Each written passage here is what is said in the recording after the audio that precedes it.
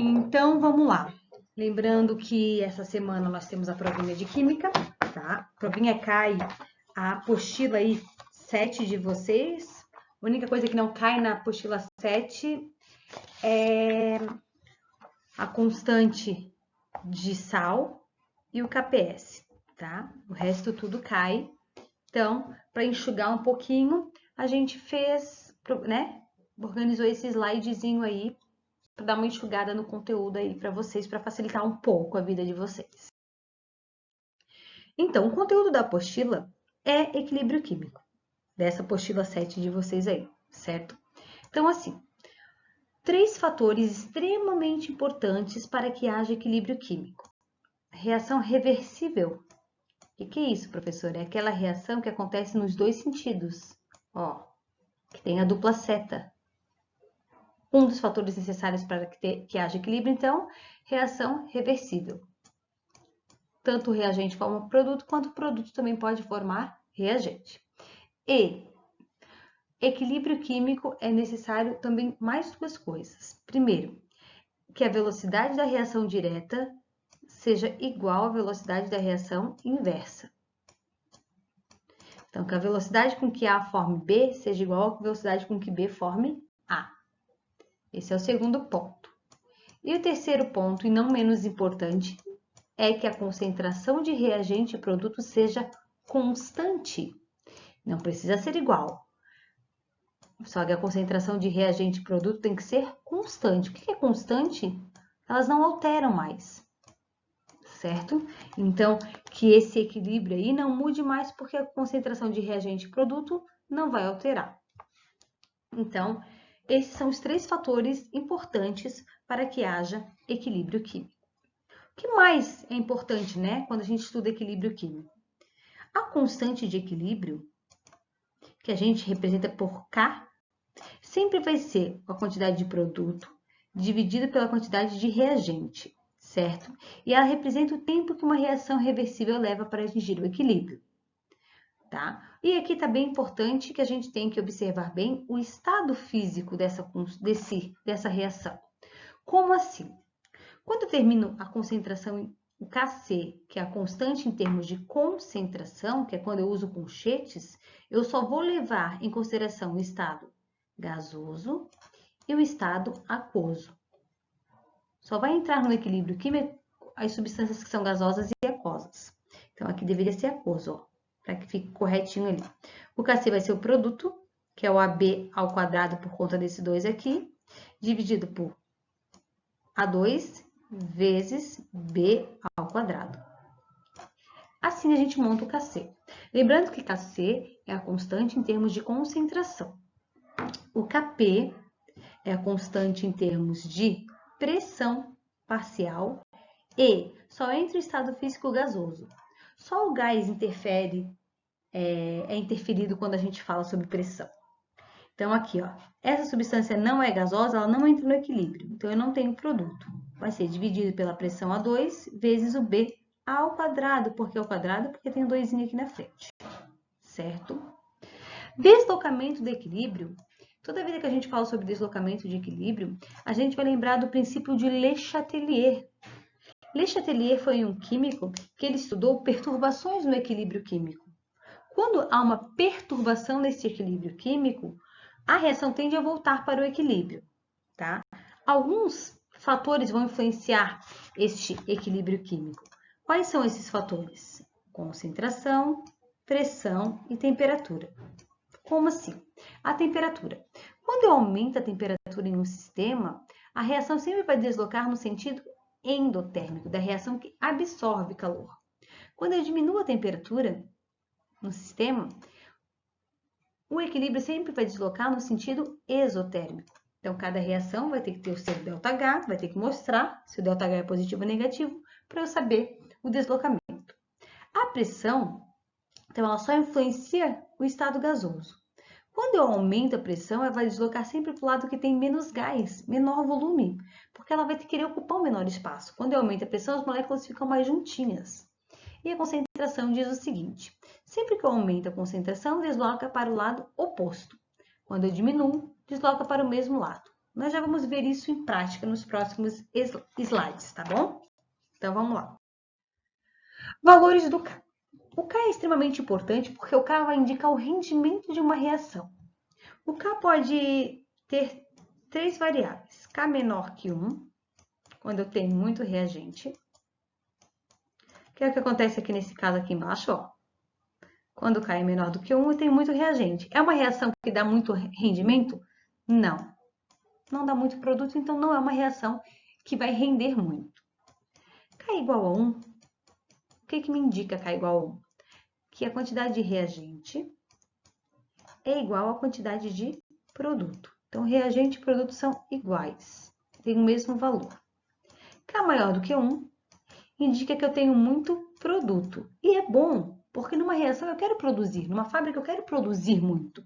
Então, quando K é maior do que 1, eu vou ter uma reação com grande rendimento. Olha a quantidade de produto aqui, que legal. Então, quanto maior o K, maior a quantidade de produtos que a gente tem. E é uma reação favorecida. Bem legal. Valores do K. Então, sempre as concentrações dos produtos aparecem no numerador e a concentração dos reagentes no denominador. Como assim? Bom, o K nada mais é do que o produto dividido pelo reagente. É essa a tradução. Cada concentração é elevada ao coeficiente estequiométrico da equação balanceada. Como assim? Vamos ver. 3A mais 2B. Vamos colocar um exemplo aqui. Inexistente, A3B2. Se eu montasse a constante, eu iria montar assim, produto, que é quem está depois da seta, esse cara aqui, ó, conchetes A3B2, dividido pelo A ao cubo, então o coeficiente fica ao quadrado, ó, é isso que ele está falando. A ao cubo vezes o B ao quadrado. Então, é isso que ele quer dizer com cada concentração é elevado ao coeficiente estequiométrico. E o valor da constante depende apenas da temperatura. Presta bem atenção, ó. O valor da constante depende apenas da temperatura. Quando muda a temperatura, muda a constante. De acordo com a reação a que se referir, a constante receberá nomes específicos. Porém, sua representação matemática será sempre a mesma. Sempre vai ser produto dividido pelo reagente. Kc constante em termos de concentração, Kp constante em termos de pressão, constante de ionização dos ácidos, constante de ionização das bases, constante da água e constante do produto de solubilidade. Esse aqui não vai cair na provinha, tá? Isso aí vocês estão liberados do KPS. Todos os outros vão cair. Vamos lá. Gráfico do equilíbrio químico. Prestem bem atenção que na prova vai cair gráfico do equilíbrio químico e vocês vão ter que identificar que num gráfico de velocidade em função do tempo, eu só tenho equilíbrio químico a partir do momento que os gráficos aqui, ó, a partir do momento que eles se curtam, que os dois vão se cruzar, ó. Tá vendo que eles estão se cruzando aqui nesse ponto? A partir desse momento aqui que eu tenho equilíbrio químico.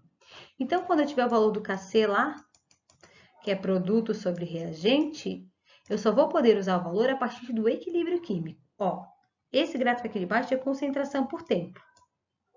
Então, ó, o produto está aumentando, chega um momento que não muda mais. Reagente está diminuindo, chega um momento que ele não muda mais. A partir desse momento aqui, eu tenho que pegar os valores para colocar na gráfica. A partir desse ponto aqui, exemplo, aqui, se o produto for 2 e aqui embaixo, se o reagente aqui embaixo, ó, o 0,5, são esses valores que eu tenho que pegar, esses valores aqui, ó, o 2 do produto e aqui embaixo, se for 0,5, o 0,5 do reagente. São esses valores que a gente tem que pegar para determinar o Kc. Certo? Então, equilíbrio químico, velocidade da reação direta igual à inversa e a concentração de reagente e produto constantes. Como eu vou calcular agora? Existem duas formas de calcular. Quando o exercício já diz para ti que no equilíbrio eu tenho tantos e tantos mols, fechou? Que é o exemplo agora, que é o que a gente vai fazer. Em determinadas condições de temperatura e pressão, encontra-se em equilíbrio 3 mols de SO2, 2 mols de O2 e 2 mols de SO3, segundo a equação. Ele deu a equaçãozinha, determine o valor da constante de equilíbrio. Então, esse, ó, ele deu os valores no equilíbrio. Então, a gente vai montar o KC, que é o produto sobre o reagente, que é o que está aqui, ó. Eu vou substituir pelos valores. Ó, ele disse que o SO2 vale 3, por isso que eu coloquei 3 aqui ao quadrado. Que o O2 vale 2, por isso que aqui vem o 2. E que o SO3 vale também 2. Então, resolvendo essa matemática aqui, chegou-se a um KC de 4,5, KC maior do que 1, tem mais produto, ok. Então, quando ele dá os valores no equilíbrio, monta o KC, substitui, não tem segredo, certo? Porém, o próximo exemplo é quando ele não dá o valor do KC. Quando ele não dá o valor do KC no equilíbrio. Então, a gente tem que fazer o quê? A gente tem que determinar qual é o valor dele no equilíbrio. A gente tem que montar aquela tabelinha. A gente fez vários exercícios sobre a tabelinha, certo? Então, vamos ver como se aplica novamente a tabelinha. Em um recipiente de 2 litros foram colocados 6 mols de CO e 6 mols de água. Após aquecimento a 430 graus Celsius, verificou-se a presença de 2 mols por litro de combustível. Calcule a constante Kc. Então, aqui, ó, não se preocupe que na hora lá da questão vai ser dada a reação. A reação está aqui. Então, ele disse que no início tinha o CO e H2O. No início, o meu produto sempre é 0. 0 e 0. Só que a quantidade que ele deu foi para 2 litros. E aqui na tabelinha, a gente sempre tem que colocar o valor para 1 litro. Então, se ele deu 6 mols de CO em 2 litros, a gente faz a regrinha. Ó. 6 mols está para 2 litros, X está para 1. Achei 3 mols de CO e coloquei aqui. 3 mols de CO. Certo? E ele também deu 6 mols de água, faço a mesma regrinha de 3. 6 mols de água está para 2 litros, para 1 litro, que é o que o exercício pede, sempre a tabelinha para 1 litro. Então, eu vou achar que dá 3 mols de CO e 3 mols de água. Lembrando que a primeira linha aqui, ó, o produto sempre vale 0. E ele disse também que lá no final verificou-se 2 mols de combustível, 2 mols de produto, que foi o que a gente colocou aqui, ó, lá no final. Vamos continuar. Então, essa tabelinha ali a gente fez vários exercícios, né? A gente só está recapitulando. A proporção. Se aqui, lembra que o produto a gente sempre vai somar e o reagente a gente vai diminuir. Então, opa, se aqui eu tinha 0 e eu cheguei lá no final a 2, que número que eu vou somar com 0 que vai dar 2? 2. Por isso que a gente colocou o 2 aqui. Agora, a gente vai para a proporção. Aqui na reação é assim, ó. Vamos pegar a outra canetinha aqui, mudar a cor, né? Vamos botar a cor preta. A proporção é um desse, para um desse, para um desse, para um desse. Então, se um aqui virou 2, um aqui também vai virar 2. Um aqui também vai virar 2 e um aqui também vai virar 2. Agora, eu vou diminuir. 3 menos 2, 1. 3 menos 2, 1. Aí, o produto a gente soma. 0 mais 2, 2. E eu vou chegar em 1, 1, 2, 2, que é exatamente o que está aqui, ó. Como esse valor é o valor do equilíbrio, é esse valor que eu vou colocar na expressão para substituir e achar o valor do Kc. Então, prof, quando é que eu sei que eu vou fazer direto ou quando eu vou ter que colocar na tabelinha? Presta bem atenção.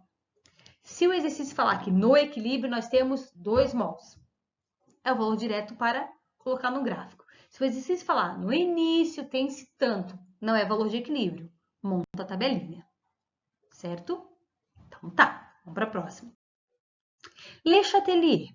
Esse carinha aí, né, como eu já disse lá no primeiro slide, ele estudou o deslocamento do equilíbrio químico. Se uma reação está balanceada, tá tudo ok. Qualquer perturbação que eu faço num sistema, que eu desloco esse equilíbrio, essa balança não está mais equilibrada, o próprio sistema vai tentar voltar ao equilíbrio, certo? De que forma é que a gente vai estudar agora, que são os exercícios onde há deslocamento de equilíbrio químico. Então, assim, Le Chatelier disse que quando ocorre alguma perturbação externa em um sistema em equilíbrio, ele se desloca no sentido de minimizar essa ação para retornar ao estado de equilíbrio anterior ou atingir uma nova situação de equilíbrio. Como é que ele faz isso? Vamos pensar. Se ele mexer na temperatura. Vamos colocar uma reação qualquer aqui, tá? Novamente essa aqui, né? 3A mais 2B. Dupla seta porque é uma reação em equilíbrio, formando A3B2. E eu vou dizer, nesse meu exemplo, que a minha reação aqui tem um ΔH igual a 20. Quilojoules, quilocaloria, não importa. O que importa é que ele é maior do que zero, então a minha reação é endotérmica. Ou seja, a reação direta, esse lado aqui é endo. Então a reação inversa vai ser exo. Então aqui desse lado vai ser exo. E eu separo aqui o reagente do produto. Agora o que vai acontecer? Ali embaixo está escrito ali, ó. O aumento da temperatura desloca o equilíbrio no sentido endo, que nesse caso vai ser o lado do produto. Porque é o lado do produto que é endo, nesse exemplo. E a diminuição da temperatura desloca no sentido exo. Esse lado é reagente, então se eu diminuir a temperatura, vai deslocar para o reagente. Agora, presta bem atenção no que eu vou informar. Se eu quero que a reação aumente o rendimento, eu quero que ela desloque para o produto. Sempre que eu peço que aumente o rendimento, eu sempre quero que desloque para o produto. Ok? O que eu vou ter que fazer nesse exemplo aqui? Para deslocar para o produto, eu vou ter que aumentar a temperatura ou diminuir a temperatura. O aumento da temperatura desloca no sentido endo. E o produto é endo, então vou ter que aumentar a temperatura para essa reação aí, para que aumente o rendimento desta reação aí. Então, cada reação vai ter uma forma diferente, certo? Próximo. Pressão. Pressão também desloca equilíbrio? Sim, pressão também desloca. Quando medidas nas condições de temperatura e pressão, os volumes das substâncias gasosas têm entre si uma proporção física expressa por números inteiros e pequenos em uma reação. O aumento da pressão desloca o equilíbrio no sentido da reação em que há diminuição na quantidade de matéria, enquanto a diminuição da pressão desloca o equilíbrio da reação em que há um aumento da quantidade de matéria. Não entendi nada, prof. Então, vamos fazer um exemplo. Vamos pegar o gás nitrogênio mais o gás hidrogênio e vou formar amônia, que é aquele processo chamado de Haber-Bosch, né? Foram eles que descobriram e com a ajuda desse processo aqui aumentaram a quantidade, a produção de produtos agrícolas. Então, para a humanidade foi uma reação extremamente importante. Então, tá aí. Vamos ver quantas moléculas gasosas, porque a pressão só influencia quem é gás. Separei reagente do produto. Uma gasosa e 3 gasosas. Então, eu tenho 4 gases no reagente. E eu tenho 2 gases no produto. Quando eu aumento a pressão, vai para o lado que tem menos gás. Então, se eu aumentar a pressão, nesse exemplo, vai deslocar para... Opa, deixa eu só arrumar aqui, ó. Isso daqui não é reagente, isso aqui é produto. Então, o que acontece? Se eu aumentar a pressão, vai para o lado que tem menos gás. Nesse caso, vai para o produto. E se eu diminuir a pressão, vai para o lado que tem mais gás, que nesse caso é o lado do reagente. Então, a pressão só influencia as moléculas gasosas. Vamos para mais uma característica. Concentração. Quando eu adiciono uma substância, ela desloca para o sentido oposto. E quando eu retiro, ela fica no mesmo sentido. Não entendi nada, então vamos ver. Reagente formando produto. Quanto mais produto eu colocar, vai deslocar para o reagente. Quanto mais reagente eu colocar, vai deslocar para o produto. Então, sempre que eu aumento de um lado, desloca para o outro. Agora, quando eu retiro, ele desloca para o lado que eu estou retirando. Como assim? Se eu retirar reagente, eu vou formar cada vez mais reagente. Se eu retirar produto, eu vou formar cada vez mais produto. Tem vários exercícios que a gente fez aí na apostila, extremamente importantes, que falam sobre deslocamento de equilíbrio, tá? Então, basicamente, está aí um resumão, ó. Tem lá na página 20 aí do Organize as Ideias, da apostila de vocês, que a gente preencheu também. Quando eu adiciono reagente, desloca para o produto. Quando eu adiciono o produto, desloca para o reagente. Quando eu tiro o reagente, desloca para o reagente. Quando eu tiro o produto, desloca para o produto. Então, sempre que eu tiro, ele desloca para o mesmo lado. Aumento da pressão vai para o lado que tem menos gás. Quando eu diminuo a pressão, vai para o lado que tem mais gás. Quando eu aumento a temperatura, vai para o sentido endo. Quando eu diminuo a temperatura, vai para o sentido exo. Prof, um catalisador, o que ele faz com o equilíbrio químico? Nada, ele não desloca o equilíbrio químico. Ele só deixa a reação mais rápida. Porém, ele não mexe no equilíbrio químico. Certo? Então, agora, né, o último conteúdo aí, que é a parte que nós vimos, que é extremamente importante, que lembra, entra tanto a constante de ácido e base quanto a da água, né? Lembrando que pH mais pOH tem que somar e dar 14, certo? E a água é uma substância neutra, porque o pH e o pOH dela são iguais a 7. 7 mais 7, 14. Então, vamos lá. Aqui nós temos uma escala de pH. Nessa escala de pH, então deixa eu colocar aqui que é uma escala de pH. Valores menores que 7 aqui são ácidos. Valores maiores que 7 são básicos. E 7 caracteriza uma substância neutra, que a quantidade de H+ é igual a de OH-. Ácidos, lá no primeiro ano a gente viu que ácidos são substâncias que dissolvidas em água aumentam a quantidade de H+, e bases são substâncias que dissolvidas em água aumentam a quantidade de OH-. Presta bem atenção no que a prof está falando. Quanto mais H+, mais ácido. Quanto mais OH-, mais básico. Certo?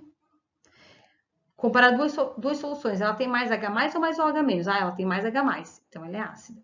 Duas soluções, ela tem mais OH-, então ela é básica. Cálculo do pH, a gente assim, ó, criou-se, né, essa unidade pH, porque é mais fácil trabalhar com um número de 1 a 14, que é a escala de pH, ou de 0 a 14, né, quando é extremamente ácido, quanto mais baixo o pH, mais ácido, do que com notação científica, 1 vezes 10 a menos 5, 1 vezes 10 a menos 13. Então, a escala de pH nada mais é do que o logaritmo da quantidade de H+. Ou pOH é menos o logaritmo da quantidade de OH-.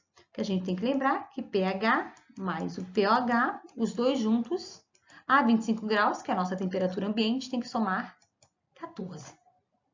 Isso é regra. Então, vou fazer um exemplozinho ali.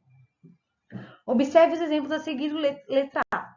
Ele vai falar assim, um ácido utilizado em laboratório caiu. Então, vai vir todo um texto. Mas o que importa, se ele é ácido, se o exercício cita que ele é ácido, eu vou estar tendo o valor da quantidade de H+, sempre que ele for ácido. Se ele falar que é uma base, eu vou calcular a quantidade de OH-. O H+ está ligado diretamente a pH. Ok? Então, se ele diz que a quantidade de H+ é 1 vezes 10 a menos 5, se a base é 1, esquece a base, o pH vai ser o expoente. 5, tá aqui. pOH é o número que falta para 14. Se o pH é 5, falta quanto para 14? 9. Caráter. Quando ele quer o caráter, ele quer saber se aquela mistura, se aquela solução é ácida, básica ou neutra. Eu olho o pH. pH 5 é menor do que 7, todo pH 7 é ácido. Resolvida a questão. Ok? Vamos lá. Agora, o exercício não falou de um ácido, ele falou de uma base. Se ele falar de uma base, uma base NaOH. O OH-, o valor que ele vai dar é a do OH-, não é a do H+. E o OH- está ligado ao pOH. Está ligado ao pOH. Então, vamos lá. Base é 1, então o pOH é o expoente, que é 13. pH é o que falta para 14, nesse caso é 1. pH menor que 7, ácido. Então, se fosse pedido a característica, seria ácida. Lembrando que a escala sempre é o 14, né? Lembrem do 14. E por último, não menos importante, quando a base não for 1. Quando a base for diferente de 1, nesse caso é 5 vezes 10 a menos 4, o pH não vai ser o 4. Opa, ele deu H+, então o H+ serve para eu calcular o pH. Então, vamos lá. pH é igual, copia a base e desconta o log do 5. Qual é o log do 5? O exercício vai dar, não se preocupe. Apesar que vocês estão fazendo aí atividade, tem calculadora em mãos, tem acesso à internet, então vai ali rapidinho ver qual é o log do número, tá? Então, copia o expoente, que é o 4, e desconta o log da base. Como a base é 5, qual é o log de 5? Tá ali, 0,7. Opa, 4 menos 0,7 vai dar 3,3. Esse é o pH. Prof, mas o exercício pediu pOH. Então, vamos determinar um número que falta para 14. 3,3 para 14 falta 10,7. Prof, mas ele está pedindo caráter, se ele é ácido, básico, neutro. Então, eu vou olhar o pH. pH é 3, 3 é menor que 7, então ele é ácido. Ok? Não tem segredo. Ô, professor, ele não deu a notação, ele deu 0,0001. Transforma isso em notação. 1 vezes 10 e o número que ele pediu ali, e daí depois determina pH e pOH. Certo? Então tá, a revisão é essa. Tá? Deixem ela aberta na hora da prova para vocês voltarem aí e pegarem alguma informação que vocês acham importante, tá bom? Beijinhos, até amanhã. Vão lá no Meet, coloquem o nomezinho e a turma de vocês.